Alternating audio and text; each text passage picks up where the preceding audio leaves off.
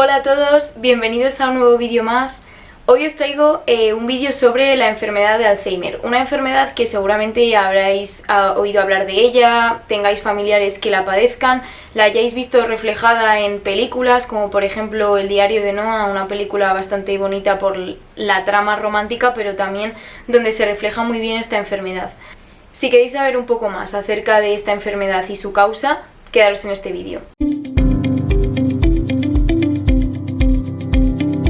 La enfermedad de Alzheimer es el trastorno neurodegenerativo más común y se ha considerado la nueva epidemia del siglo XXI, a pesar de ser una enfermedad no contagiosa. El Alzheimer es la forma más común de demencia, representa el 60 al 70% de los casos de demencia.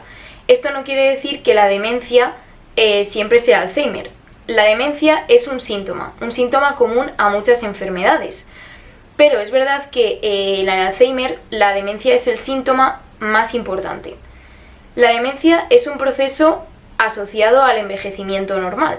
Cuando nos hacemos mayores perdemos facultades superiores, como por ejemplo la atención, la memoria, la capacidad para comunicarnos. Pero en la enfermedad de Alzheimer, aparte de la demencia, hay otros síntomas. Y de hecho, la demencia no se relaciona con la muerte de la persona, el Alzheimer sí. El problema a la hora de diagnosticar el Alzheimer es que al principio los síntomas son muy parecidos a los de otros tipos de demencia.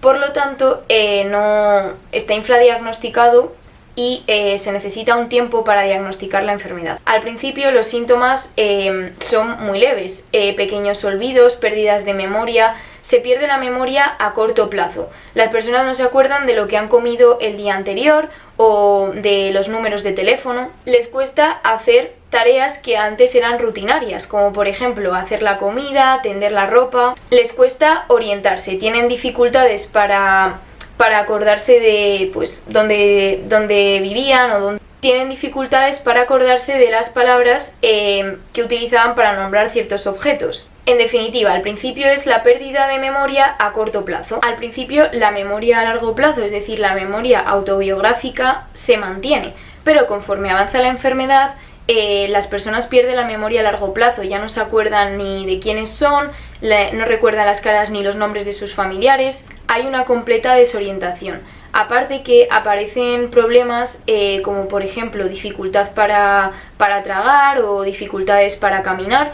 Además aparecen trastornos del ánimo como agitación, depresión, furia, y esto a veces va acompañado de alucinaciones o crisis epilépticas, que son bastante comunes. ¿Y qué es lo que está pasando en el cerebro de una persona con Alzheimer?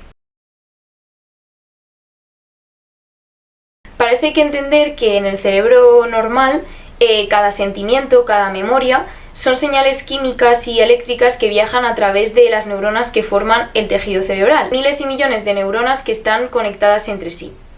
Aparte de las neuronas, existen otros tipos de células, como por ejemplo la microglía y los astrocitos. Estas células son muy importantes en el cerebro porque mantienen lo que se llama homeostasis o un equilibrio entre los nutrientes y los desechos que se producen en el cerebro, de manera que mantienen la salud de las neuronas. Digamos que son como el equipo de mantenimiento de las neuronas. ¿Y por qué son necesarias estas células? Pues porque las neuronas son células muy sensibles que a pequeños cambios en el entorno pueden deteriorarse o incluso morir. De ahí a que, por ejemplo, los tóxicos o la falta de oxígeno afectan muchísimo a las neuronas, dando lugar a la muerte neuronal.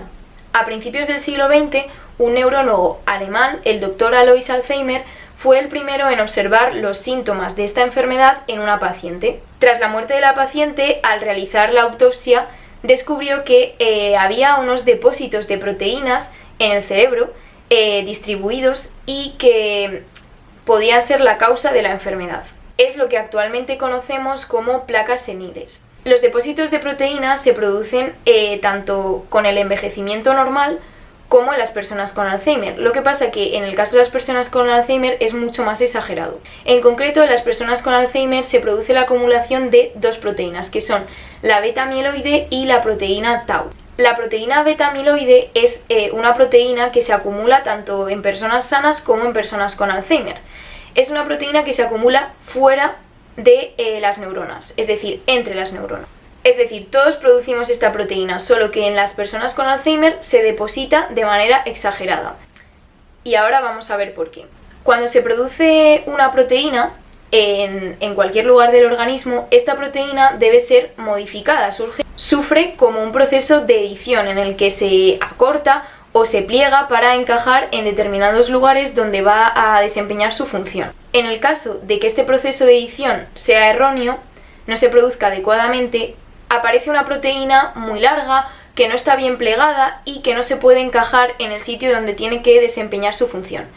Esto es lo que pasa en las personas con Alzheimer. Esta proteína beta-amiloide es errónea, es más larga de lo normal y no se puede plegar en la neurona para desencadenar su función. De ahí a que la neurona coge esta proteína y la expulsa porque no la puede retener, no la puede usar, y por lo tanto esta proteína se acumula entre las neuronas, dando lugar a las placas de proteína beta-amiloide. A esto hay que sumarle que en el proceso de envejecimiento normal, los procesos de limpieza de los que hemos hablado, como la microglía, los astrocitos y procesos que retiran desechos del cerebro, proteínas mal plegadas, proteínas defectuosas, funcionan peor. Por esa razón tienden a acumularse las proteínas defectuosas en el cerebro. Por eso también el Alzheimer se suele asociar con personas mayores, es una enfermedad de mayores generalmente. Otra proteína muy importante es la proteína tau. La proteína tau es una proteína que dentro de las neuronas forma parte del citoesqueleto de la célula, porque estabiliza los microtúbulos. Esto significa que se encarga de mantener las estructuras, como los raíles por los que van pasando los neurotransmisores, todas esas sustancias que liberan las neuronas, tienen que ser transportadas desde un polo de la neurona al otro polo. Por lo tanto, necesitan que haya una especie de carriles o raíles, como unas vías de tren, para poder transportarse. La proteína tau se encarga de mantener estas vías de tren para que esos neurotransmisores pasen de un lugar a otro de la neurona. Cuando existe una mutación, por lo tanto ahí entra la parte hereditaria de esta enfermedad, puede haber mutaciones en los genes de esta proteína tau que hagan que la proteína, cuando se genere, sea defectuosa y entonces desestabilice todo ese sistema de transporte de neurotransmisores y se empiece a acumular, formando en este caso una especie de ovillos que se quedan dentro de las neuronas. Por lo tanto, tendríamos dos cosas: acumulación de proteínas fuera de las neuronas en forma de placas de beta-amiloide, y dentro de la neurona tendríamos ovillos de proteína tau.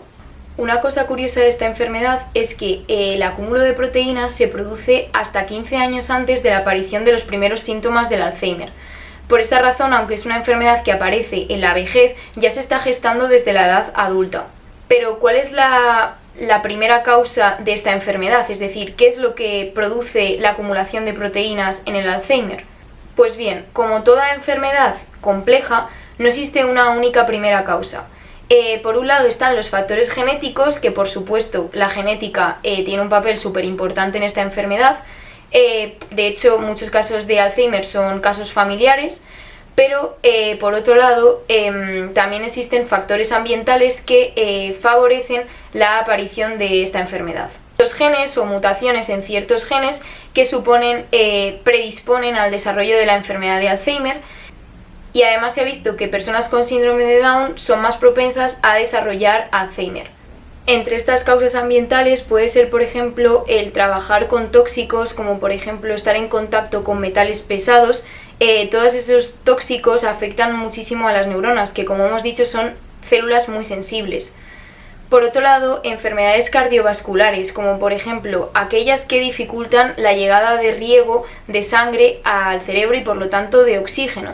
La falta de oxígeno, como hemos dicho, afecta a las neuronas y puede producir procesos de estrés neuronal que desemboquen en la muerte neuronal, la acumulación de proteínas, inflamación. Y otra cosa bastante importante que se le está dando bastante importancia actualmente y se están haciendo muchos estudios respecto a esto es la deprivación del sueño. Seguro que muchos habéis oído que el sueño es una de las cosas que ayuda a reparar el cerebro. Y es que es verdad, el sueño ayuda a que los mecanismos de limpieza de los que hemos hablado, de limpieza de desechos, de tóxicos del cerebro, funcionen mejor. Por lo tanto, cuando hay una deprivación del sueño, no se duerme adecuadamente, estos procesos dejan de funcionar y de ser tan eficientes y se favorece o se aumenta el riesgo de que haya acúmulos de proteínas defectuosas. ¿Y cómo se trata la enfermedad de Alzheimer? Pues podemos decir que a día de hoy no existe una cura para esta enfermedad. Sin embargo, sí que hay terapias que se utilizan para impedir que esta enfermedad avance de manera tan rápida. Se utilizan, por ejemplo, medicamentos que aumentan la presencia de acetilcolina en el cerebro. Como hemos visto, en la enfermedad de Alzheimer se produce muerte neuronal, por lo tanto, cuanto menos neuronas, menos neurotransmisores. Y esto se puede arreglar administrando medicamentos que aumenten la cantidad de acetilcolina, que es un neurotransmisor, en el cerebro. Por otro lado, hay otro tipo de terapias, como por ejemplo entrenar el cerebro. Parece una tontería, pero aumentar la agilidad a la hora de hacer cálculos, practicar escribir palabras, el lenguaje. Esto va a hacer que el proceso de deterioro cerebral vaya mucho más lento. Pero si bien es cierto que en junio del 2021 de este año se aprobó en Estados Unidos un nuevo fármaco desarrollado por las farmacéuticas Biogen.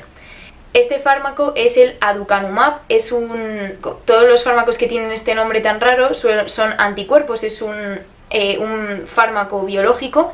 Quiere decir que no es un compuesto químico como por ejemplo el paracetamol o el ibuprofeno, sino que es un anticuerpo. Nosotros tenemos anticuerpos en nuestro cuerpo, solo que estos anticuerpos evidentemente han sido diseñados para ir a ciertas dianas del cuerpo y actuar de una forma o hacer que el sistema inmune actúe contra esa diana o a favor de esa diana. Si bien es verdad que este fármaco no ha demostrado acabar con la enfermedad de Alzheimer, pero sí que se ha visto que disminuye notablemente las placas de beta amiloide en el cerebro. Y bueno, el mecanismo por el cual lo hace pues es el mecanismo por el que actúan los anticuerpos en nuestro cuerpo. Cuando hay un agente infeccioso en nuestro cuerpo, por ejemplo una bacteria, los anticuerpos lo que hacen es rodear a esa bacteria, es decir, lo que se llama opsonizar, quiere decir que la rodean y actúan como una especie de banderín, una especie de señal que avisa a otras células del sistema inmune para que lleguen allí y se coman a esa bacteria, la fagociten y la eliminen. Esto es lo que hace este fármaco, pero en este caso va dirigido a las placas beta amiloide. El anticuerpo reconoce la proteína beta amiloide de las placas seniles y lo que hace es que llama a otras células del sistema inmune para que la quiten del medio, es decir, la fagociten y la eliminen. Y bueno, lo interesante de esto es que estamos viendo que la inmunoterapia va a ser la terapia por excelencia en el futuro, cuando se desarrolla aún más, de muchas enfermedades que no necesariamente están relacionadas con el sistema inmunológico, como es el caso del Alzheimer. Y nada, hasta aquí el vídeo de hoy. Espero que hayáis aprendido un poco más sobre esta enfermedad tan interesante. Cualquier sugerencia para nuevos vídeos, dejármelo en los comentarios. No olvidéis darle a like y suscribiros a este canal si queréis ver más vídeos como este. Y nos vemos en el próximo vídeo.